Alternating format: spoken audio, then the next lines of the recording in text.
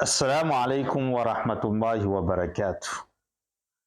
Zomany andro androany.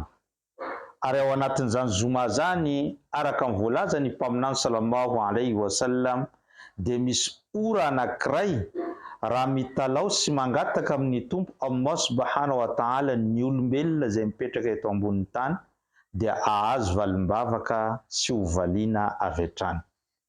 Ary io ora io dia eo anelanelan'ny salatul asr sy salatul maghrib araka ny voalazany mpaminany sallallahu alaihi wasallama amin'ny hadisy marim-pototra.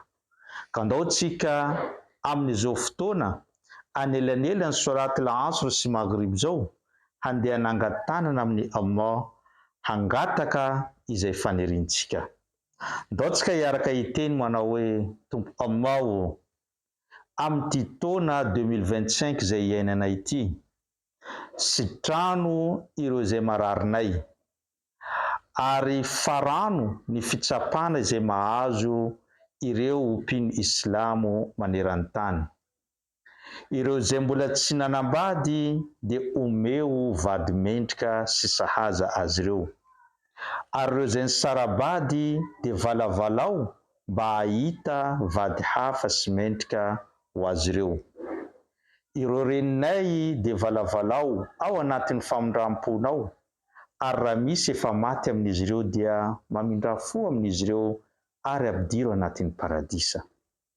Tompo Allah, raha ohatra ka any an-danitra ny anjara-pivelomanay dia ampidino haingana ety aminay. Raha ohatra any ambany tany kosa izany dia avoay eo aminay. Ary raha ohatra ka any an-dranomasina izany dia avoay ho tonga eo aminay. Ary raha ohatra ka vitsy izany anjara-pivelomanay izany dia ataovy maro mba hahafahanay miaina tsara eto ambony tany. Ary raha ohatra ka maro izy io dia fenoy fahasoavana mba hahafahanay miaina am-pilaminana eto ambony tany. Tomponay omeo anay ny hatsarana rehetra eto ambony tany, ary omenay ihany koa ny hatsarana rehetra any an-danitra, ary arovo zahay amin'ny famaizan'ny afobe rehefa tonga izany andro izany, ary ataovy ny paradisa no tranom-ponenanay amin'ny andro farany. Mino zay ry tompo Allah fa nandidy anay ianao amin'ny karazana fanompona ny fangatana aminao, ka indro zahay nangataka aminao ary valio izany ataka izany. Allahumma amin, Allahumma amin.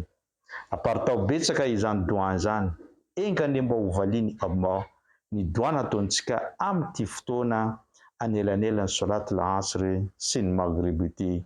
Wassalamu alaikum wa rahmatullahi wa barakatuh.